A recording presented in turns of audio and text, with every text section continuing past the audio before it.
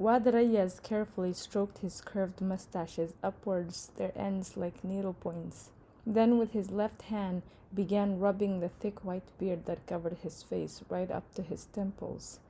Its utter whiteness contrasted strongly with the brownness of his skin, the color of tanned leather, so that his beard looked like something artificial stuck onto his face. However, the whiteness of his beard blended without difficulty with the whiteness of his large turban, forming a striking frame that brought out the main features of his face: the beautifully intelligent eyes and the thin, elegant nose. Wad Rayas used kohl on his eyes, though he gave as his reason for so doing the fact that kohl was enjoined in the Sunnah. I believe it was out of vanity. It was in its entirety a beautiful face, especially if you compared it to that of my grandfather, which had nothing characteristic about it, or with Bakri's, which was like a wrinkled watermelon. It was obvious that Wad Rayas was aware of this. I heard him that in his youth he was a strikingly handsome man, and that the girls, south and north, up river and down, lost their hearts to him. He had been much married and much divorced, taking no heed of anything in a woman, except that she was a woman, taking them as they came, and if asked about it, replying, "A stallion isn't finicky." I remember that among his wives was a Dongola woman from Al-Khandak, a Hadandawi woman from Al-Qadaraf, and an Abyssinian he'd found employed as a servant by his eldest son in Khartoum, and a woman from Nigeria he'd brought back with him from his fourth pilgrimage. When asked how he had married her, he said he'd met her and her husband on the ship between Port Sudan and Jeddah, and that he'd struck up a friendship with them. The man, however, had died in Mecca on the day of halting at Arafat, and had said to him as he was dying, "I ask you to look well after my wife." He could think of no way of looking after her better than by marrying her, and she lived with him for 3 years, which for Wad Rayas was a long time. He had been delighted with her, the greater part of his pleasure coming from the fact that she was barren. Recounting to people the details of his intimacies with her, he would say, "No one who hasn't been married to a Nigerian knows what marriage is."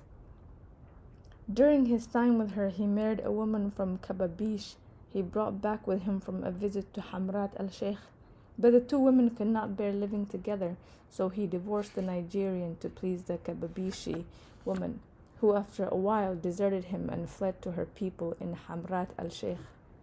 Wad Rayas prodded me in the side with his elbow and said, "They say the infidel women are something unbelievable." "I wouldn't know," I said to him. "What a way to talk," he said. "A young lad like you in the flower of his youth is spending 7 years in the land of hanky-panky, and you say you don't know." I was silent, and Wad Rayas said, "This tribe of yours isn't any good. You're one-woman man. The only real man among you is Abdul Karim. Now there's a man for you." We were in fact known in the village for not divorcing our wives and for not having more than one. The villagers used to joke about us and say that we were afraid of our women, except for my uncle Abdul Karim, who was both much divorced and much married, and an adulterer to boot. "The infidel women aren't so knowledgeable about this business as our village girls," said Bint Masjub. "They are uncircumcised and treat the whole business like having a drink of water.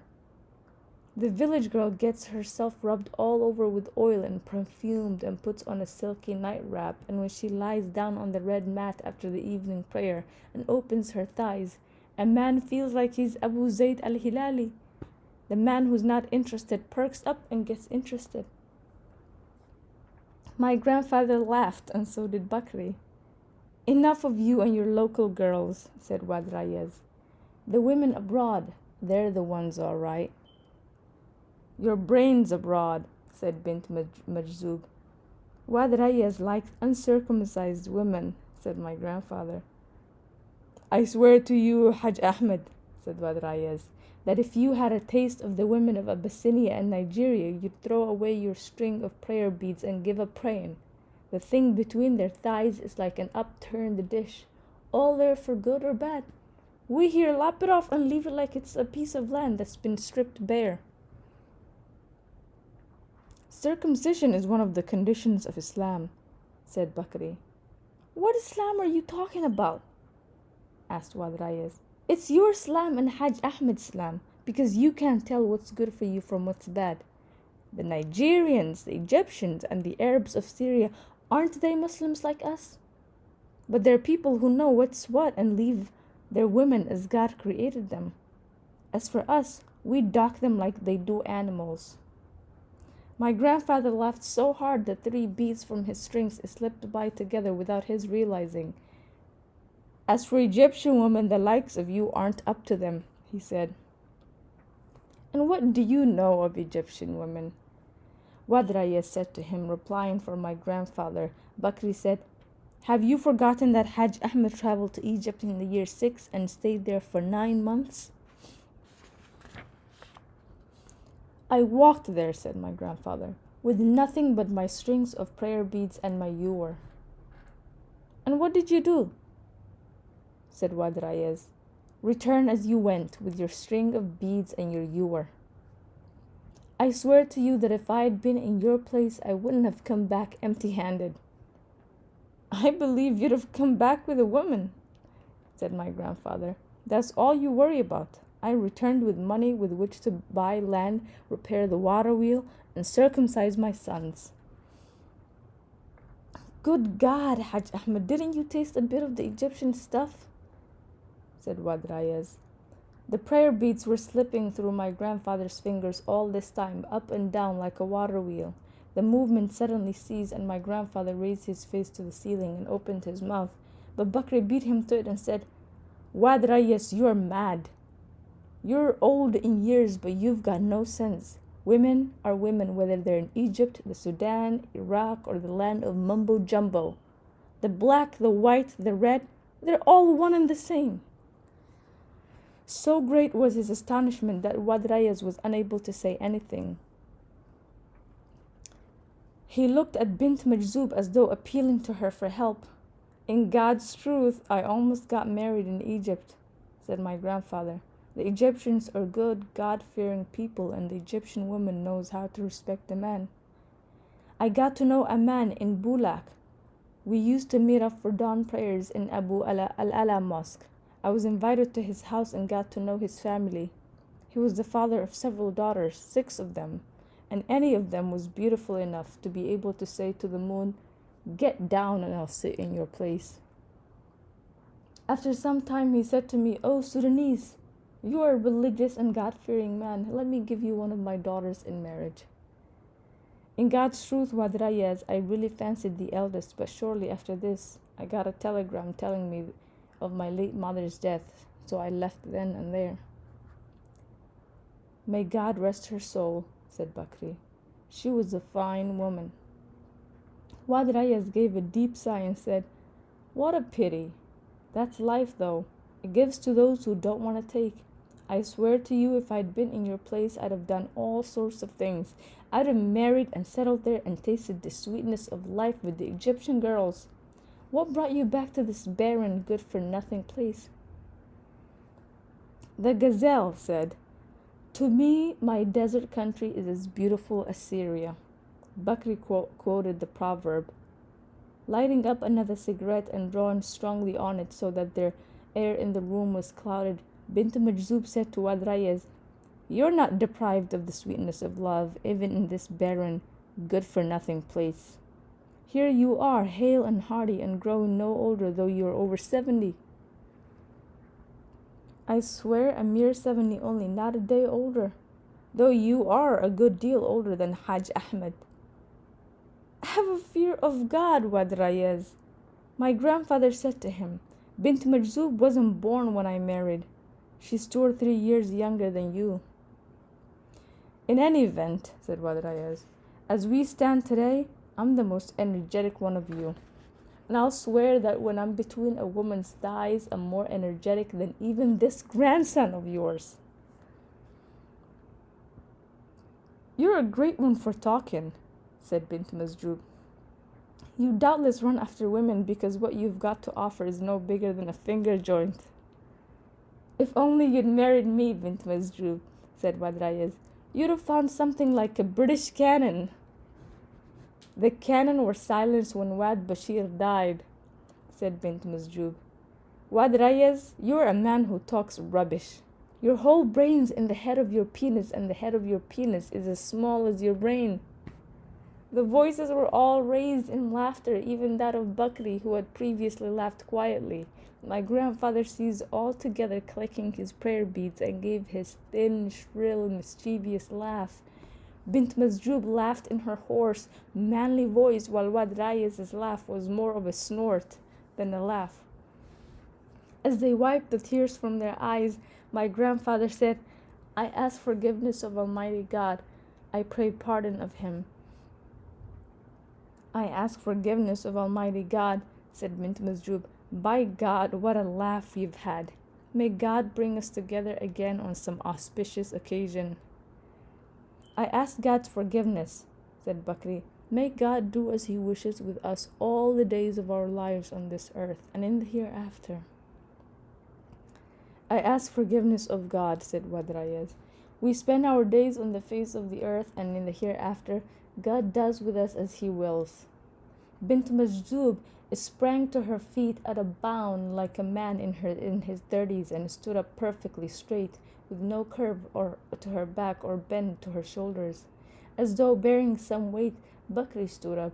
Wad Rayez rose, leaning slightly on his stick. My grandfather got up from his prayer rug and seated himself on the couch with the short legs. I looked at them, 3 old men and an old woman, laughing a while as they stood at the grave's edge. Tomorrow they would be on their way.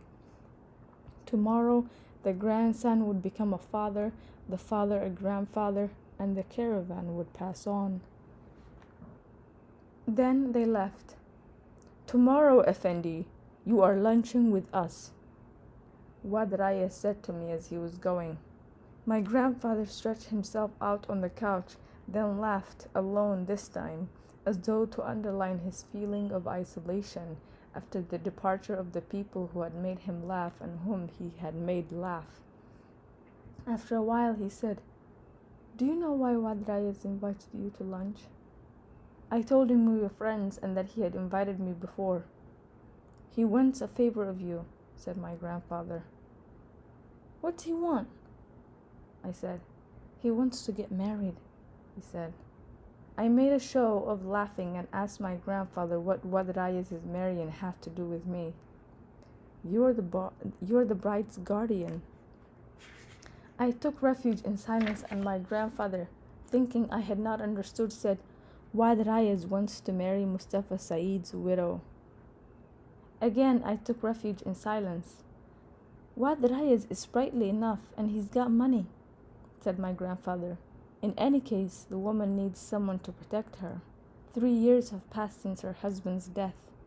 Doesn't she ever want to remarry? I told him I was not responsible for her. There was her father, her brothers. Why didn't Wad Rayez ask for her from them? The whole village knows, said my grandfather, that Mustafa Saeed made you guardian of his wife and children. I told him that while I was guardian of the children, the wife was free to do as she pleased, and she was not without relatives. She listens to what you say, my grandfather said my grandfather. If you were to talk to her, she might agree. I felt a real anger, which astonished me, for such things are commonly done in the village.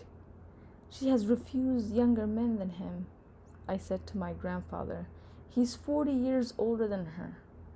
However, my grandfather insisted that Wad Rayez was still sprightly, that he was comfortably off, and that he was sure her father would not oppose it. However, the woman herself might refuse, and so they had wanted to make a persuasive intermediary out of me. Anger checked my tongue, and I kept silent. The obscene pictures sprang simultaneously to my mind, and to my extreme astonishment, the 2 pictures merged. I imagined Husna bint Mahmud, Mustafa Saeed's widow, as being the same woman in both instances. Two white, wide open thighs in London, and a woman groaning before dawn in an obscure village on a bend of the Nile under the weight of the aged Wadrayas. If that other thing was evil, this too was evil.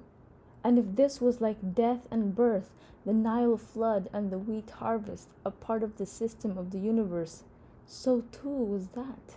I pictured Husna bint Mahmud, Mustafa Saeed's widow, a woman in her 30s, weeping under 7-year-old Wadrayas.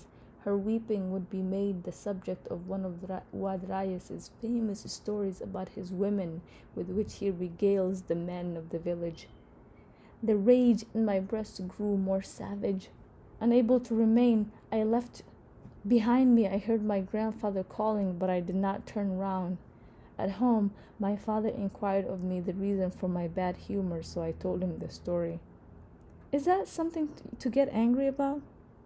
he said, laughing.